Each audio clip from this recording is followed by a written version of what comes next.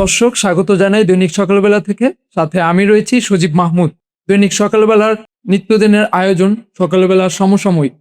সকালবেলা সমসাময়িকে আমরা দৈনন্দিন দিনের ঘটে যাওয়া ঘটনা এবং আন্তর্জাতিক ঘটনা নিয়ে সমসাময়িক আলোচনা করে থাকি। আজ আমার সাথে উপস্থিত রয়েছেন দৈনিক সকালবেলার নির্বাহী সম্পাদক অনক আলী হোসেন শাহিদী। আপনাকে স্বাগত। আপনাকেও স্বাগতম এবং স্বাগত জানাচ্ছি তাদের যারা এই অনুষ্ঠানটি দেখছে। জি, আপনার কাছে আজ আমার প্রশ্ন হচ্ছে, ইরান আমেরিকা ইসরায়েল যুদ্ধে ইরানের 10 শর্তে যে বিরতি রয়েছে তা কি স্থায়ী হবে? আসলে ইরান আমেরিকা যুদ্ধে ইরান 10টি শর্ত দিয়েছে এবং এই 10টি শর্তেই আমেরিকা যুদ্ধবিরতিতে সম্মতি হয়েছে। এই যে 10টি শর্ত সেটা আমরা নানা গণমাধ্যমে দেখেছি। এটি একটি কূটনৈতিক প্রক্রিয়া। এ প্রক্রিয়ায় যদি ইরান এই শর্ত দিয়েছে, ইরানের শর্ত যদি আমেরিকা ইসরায়েল মানে, তাহলে মুসলিম বিশ্বে শান্তি আসবে, আর না মানলে শান্তি আসবে না। মূলত মুসলিম উম্মার বিজয়কে সমুন্নত করতে এবং মুসলিম উম্মার স্বাধীনতাকে সমুন্নত করতে এই শর্ত দেওয়া হয়েছে। তো সেই ক্ষেত্রে ইরানের পক্ষে যে শর্ত দেওয়া হয়েছে, এটি ইসরায়েল এবং আমেরিকা কতটা মানবে তা নির্ভর করছে সময়ের উপর, পারস্পরিক কূটনৈতিক তৎপরতার উপর। পাকিস্তানের প্রধানমন্ত্রী যেভাবে এই শর্তের বিষয়টি সামনে এনেছেন এবং যুদ্ধবিরতিতে দুই পক্ষকে রাজি করিয়েছেন, এটি একটি আমেরিকার ইরান এবং মধ্যপ্রাচ্যের জন্য একটি সুখবর। কিন্তু সুখবরটি তখন স্থায়ী হবে যখন সরল বিশ্বাসে আমেরিকা ইসরায়েল এই শর্তগুলো মানবে। সেটা নির্ভর করছে তাদের ইতিবাচক সদিচ্ছা। ধন্যবাদ। এই যুদ্ধে মূলত কার বিজয় হয়েছে? আসলে যুদ্ধে জয় পরাজয়, যুদ্ধ তো একটি ক্ষতির কারণ, উভয় রাষ্ট্রেরই ক্ষতি হয়।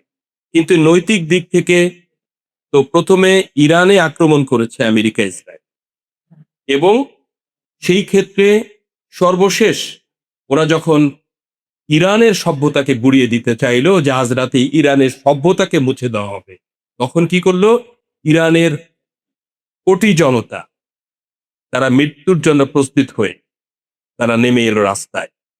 ইরানের বিভিন্ন স্থাপনা এবং ভূখণ্ডকে তারা মানব ঢাল হিসেবে মৃত্যুকে বরণ করে শাহাদাতের শক্তি নিয়ে বিশ্ববাসীকে তাক লাগিয়ে দিল। আমেরিকা কি গণহত্যা করবে না যুদ্ধবিরতিতে যাবে?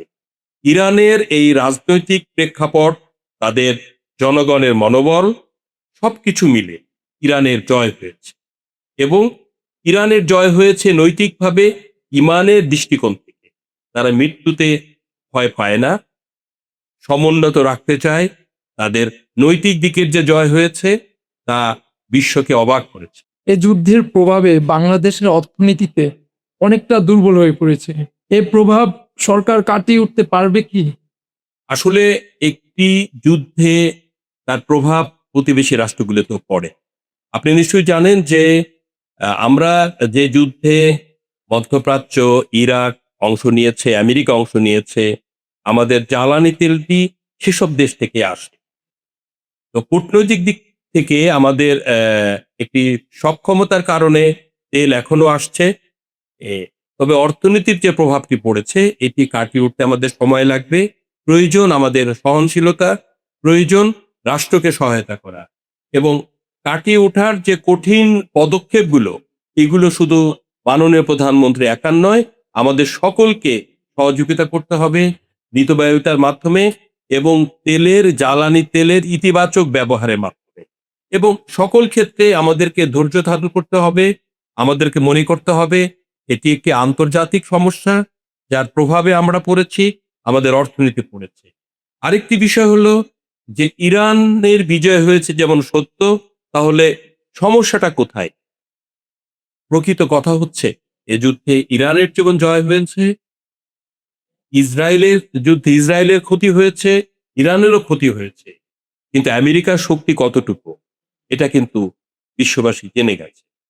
এক্ষেত্রে চীনের যে ভূমিকাটা, চীন এই যুদ্ধে যে কূটনৈতিক প্রভাব রেখেছে তাতে বিশ্ববাসী জেনেছে আমেরিকার যে গোপন শক্তিটা আছে, আমেরিকার যে সামরিক শক্তিটা আছে, যে কথায় বিশ্ব মোড়ল হিসেবে নিজেদেরকে জাহির করত, সেই দুর্বলতাটা আমেরিকার কোথায় কোথায় এটা কিন্তু চিহ্নিত হয়েছে, তার নেপথ্যে কাজ করেছে চীন। সামরিকভাবে আমি বলবো যে সবশেষে আমি যে বার্তাটি দিতে চাই, ইরান এ যুদ্ধে একটি বার্তা দিয়েছে যে মুসলিম বিশ্ব এক থাকলে কোনো ইহুদি শক্তি তাদেরকে পরাস্ত করতে পারে। একই সাথে ইরান ইসলামের অনন্য শক্তিধর নেতা মাওলা আলীর নৈতিকতার পথ ধরে হুসাইনি মুসলিম হিসেবে নিজেদেরকে প্রতিষ্ঠিত করে সবসময় মৃত্যুর জন্য প্রস্তুত থাকে। মৃত্যুর শপথই মুসলিম বিশ্বের বিজয় বলে আমরা চিহ্নিত চিহ্নিত করছি। ধন্যবাদ আপনাকে। আপনি অনেক ধন্যবাদ দৈনিক সকালবেলার সকল দর্শককে। আমাদের আজকের সমসাময়িক ইরান ইসরায়েল যুদ্ধের আলোচনা নিয়ে এই পর্যন্তই। আমরা নতুন কোনো ঘটে যাওয়া ঘটনা নিয়ে আবার আলোচনা করে থাকব। আজ এই পর্যন্তই। সবাই সুস্থ থাকবেন, ভালো থাকবেন। আল্লাহ হাফেজ।